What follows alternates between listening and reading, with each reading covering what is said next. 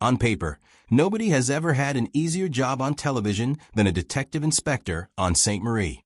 Turquoise water, palm trees swaying over a police station with no air conditioning, rum punch waiting at the end of the day, and a murder that gets tidied up before the closing credits roll. It looks like a postcard with a body count. But anyone who has actually followed Death in Paradise for more than one season knows the truth hiding underneath that postcard. Paradise is not a reward for these men. It is a test. And every single one of them, eventually, fails it in exactly the way the island wants them to, by becoming someone new enough that they no longer belong in the story that made them famous. That is the real mystery of Death in Paradise, and it has nothing to do with who used the ice pick or who had access to the poison. The real mystery is why a hit show built entirely around a lead character solving crimes in a beautiful location keeps swapping out that lead character every few years and somehow gets away with it. Most detective franchises protect their central figure like a crown jewel. You do not replace Columbo. You do not replace Poirot. You do not casually recast Vera Stanhope and expect the audience to shrug it off. Yet Death in Paradise has done this again and again. Richard Poole, Humphrey Goodman, Jack Mooney, Neville Parker, and now Mvin Wilson. And instead of collapsing under the weight of constant turnover, the show has turned that turnover into its entire engine. To understand why, you have to stop thinking of the detective as the main character. He isn't. He is a visitor. The island is the main character. And every detective who steps off that little plane is really just the newest contestant in a very long-running, very quiet experiment. Strip a man of everything familiar, drop him into a place that refuses to make sense to him, and watch what he becomes. Richard Poole was the perfect first choice precisely because he was completely miserable. He showed up from London in a full-wool suit, sweating through every scene, treating the heat and the sand and the general looseness of island life as a series of personal insults. He didn't want to be charmed by St. Marie, and for a long time he wasn't. What made him work as a character wasn't warmth. It was the contrast between his rigid, buttoned-up exterior and the genuine brilliance underneath it. He was awkward around people, terrible at small talk, allergic to anything resembling relaxation, and yet when a body turned up, his mind cut through the chaos like nothing else on the show ever quite managed. Over time, though, something shifted. Viewers watched him grudgingly build trust with his team, particularly with Camille, and start to understand that the island's slower rhythm wasn't a flaw to be corrected, but a different kind of order entirely. He never became a beach person. He never stopped complaining about the heat. But he softened just enough that people started to wonder if he might actually stay. Behind the scenes, the actor's own circumstances made a long-term stay impossible, and the production faced a genuine storytelling puzzle. You can't just have the man who spent 2 years despising an island suddenly announce he loves it and fly home. That would undercut everything the character stood for. So the writers made a decision that still shocks new viewers today. They killed him. Richard Poole died in the opening minutes of Series 3, and for a show built on cozy, low-stakes comfort viewing, it was a genuinely brutal gut punch.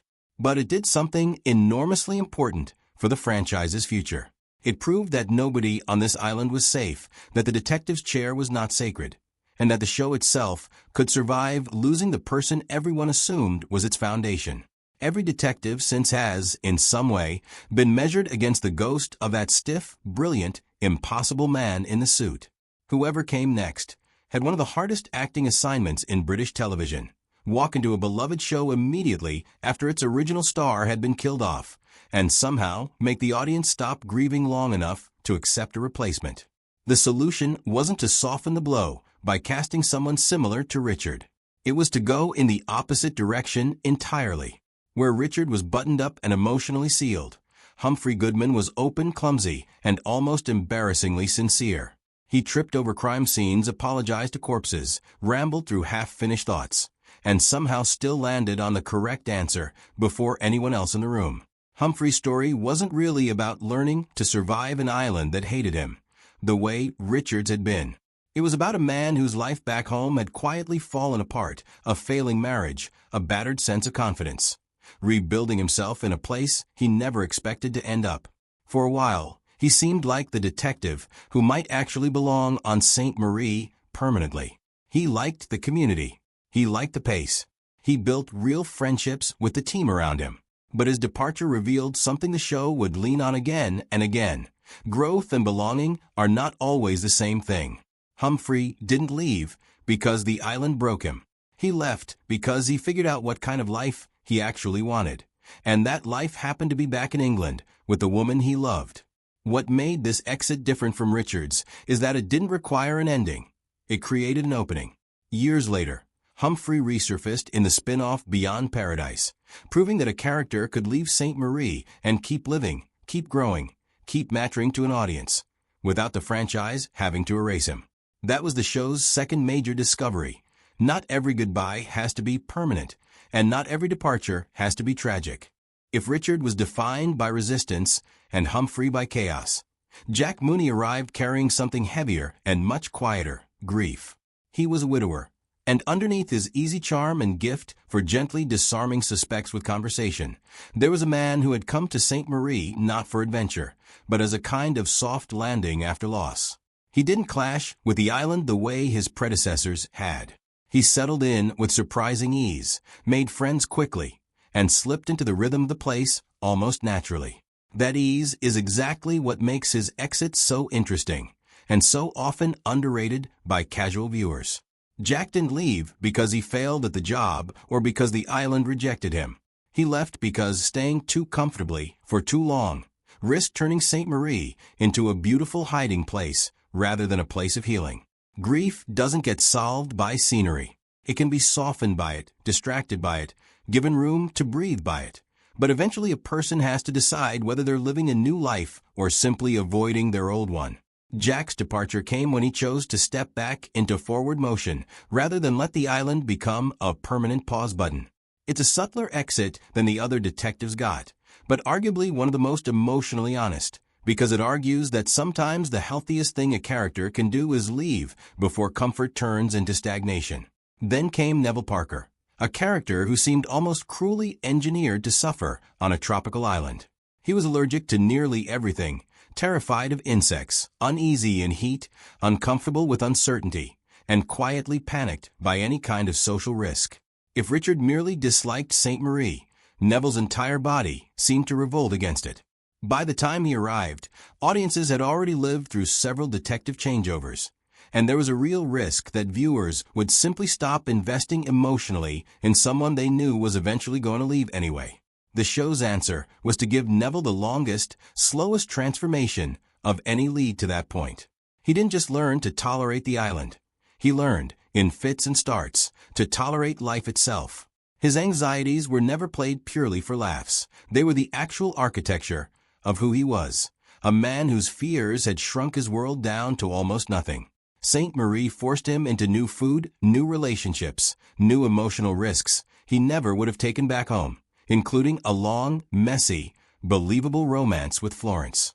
He didn't become fearless. He remained awkward and easily flustered right up until his final episodes. But he stopped letting those fears run his entire life.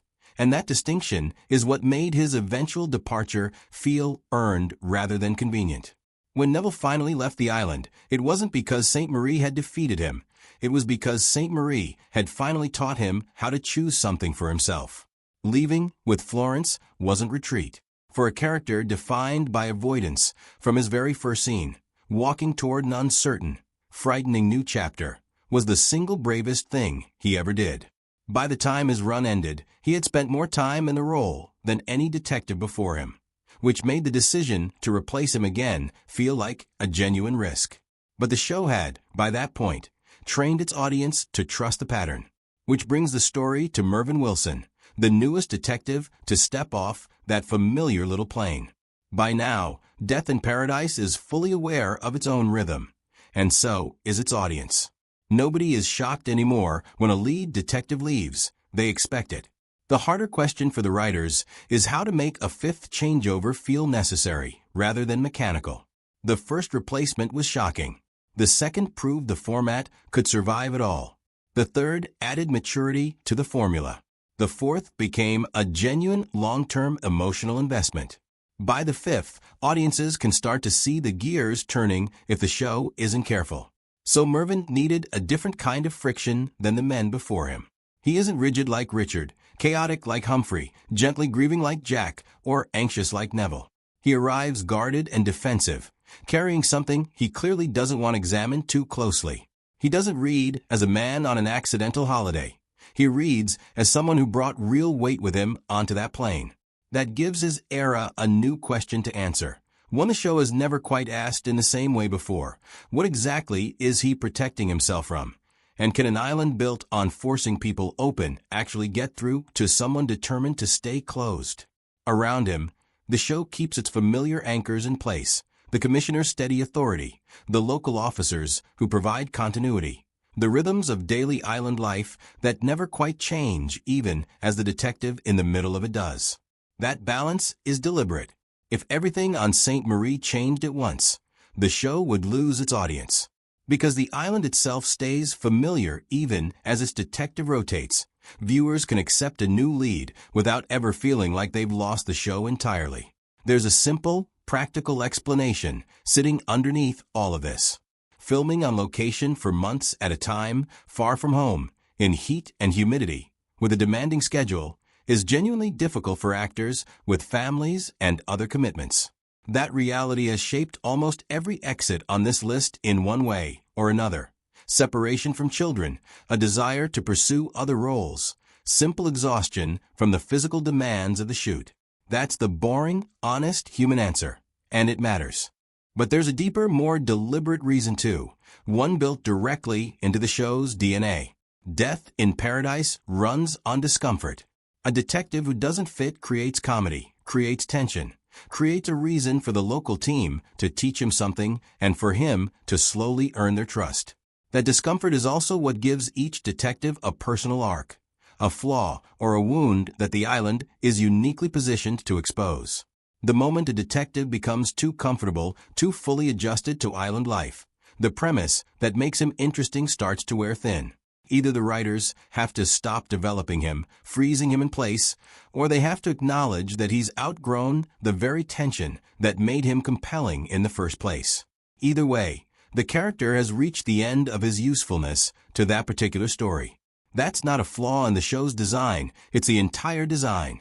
New detective, new flaw, new chemistry with the existing cast, new romantic possibilities, new comic rhythms.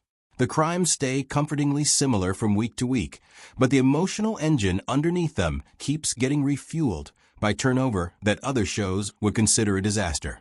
This is really the whole secret to why the show survives changes that would sink almost any other detective drama. When a show like Inspector Morse ends, its setting changes meaning along with it. When a show built entirely around one unshakable personality loses that personality, the whole world of the series tends to go with it. Death in Paradise sidesteps that problem because the detective was never really the foundation to begin with. The police station, the beachside bar, the commissioner's office, the rotating cast of local officers, the sun-drenched crime scenes, the ritual of gathering every suspect in one room for the final reveal. That is the actual structure the show is built on. The detective is simply the newest person passing through it. St. Marie tests arrogance, tests grief, tests fear, tests emotional avoidance, one detective at a time. The murder of the week is the visible puzzle, but the quieter, ongoing puzzle is always the detective himself. What he's avoiding, what he's protecting, what version of himself he'll become by the time his story on the island is finished. Richard answered that question by resisting change until the show finally froze him in place through his death. Humphrey answered it by choosing love and carrying his growth to an entirely new setting. Jack answered it by recognizing that grief needs forward motion, not permanent shelter. Neville answered it by finally choosing courage over the safety of staying small. Mvin is still working out his answer. That structure is bigger than any single actor's contract. And it's exactly why a franchise built on constant turnover has managed to become one of the most reliably popular shows on British television. The supporting cast changes too, of course. Familiar faces have come and gone over the years, some moving on to new opportunities, some stepping away for personal reasons, a few returning later for a visit that reminds longtime viewers how much history the island actually holds. Not everyone leaves at once, and not everyone stays forever. And that careful balance is what keeps Saint Marie feeling alive instead of frozen in amber. Perhaps the strangest outcome of all this turnover is that instead of weakening the franchise, it expanded it. Humphrey's departure eventually led to an entirely separate spin-off built around the same emotional formula in a completely different setting, proving that the show's real magic was never the location. It was the structure. A slightly displaced lead character, a tight-knit community holding its own quiet secrets, cases that balance warmth with real darkness, and someone still figuring out how to build a life worth living. That discovery turned Death in Paradise from a single show into a format flexible enough to travel well beyond one Caribbean island, spawning further spin-offs and proving the blueprint could work again and again. Every departure, in hindsight, functions less like a loss and more like a lesson the franchise taught itself. A detective can leave without losing the audience's affection. A character can build an entirely new life somewhere else and still matter to viewers. A setting can shift while the emotional tone survives intact. A format can repeat itself season after season as long as its emotional center keeps quietly shifting underneath the surface. That is the genuine achievement here, keeping a formula this simple feeling fresh across more than a decade, without letting the comedy tip into silliness, without letting the romance swallow the mystery, without letting any single detective overstay his welcome or leave before his arc has actually finished. So, why does every detective eventually leave the island? Because the show is built on a contradiction that only works if you let it breathe. Audiences want Saint Marie to stay exactly the same, comforting and familiar week after week. But the show itself needs its detective to keep changing, growing, and eventually moving on, or the entire format goes stale. Every new arrival shows up uncomfortable in some way, rigid, chaotic, grieving, anxious, guarded. And the island slowly works on him until he's whole enough to belong somewhere. And the moment he finally belongs, his story on Saint Marie is essentially finished, because the show was never really about a detective settling into paradise. It was always about the turning point paradise represents on the way to somewhere else. Which detective's exit hit you the hardest? Richard's shocking death, Humphrey's quiet return to love, Jack's decision to keep living after loss, or Neville's long, hard-won courage? And what do you think Mvin still has to leave behind before his own chapter on Saint Marie comes to a close?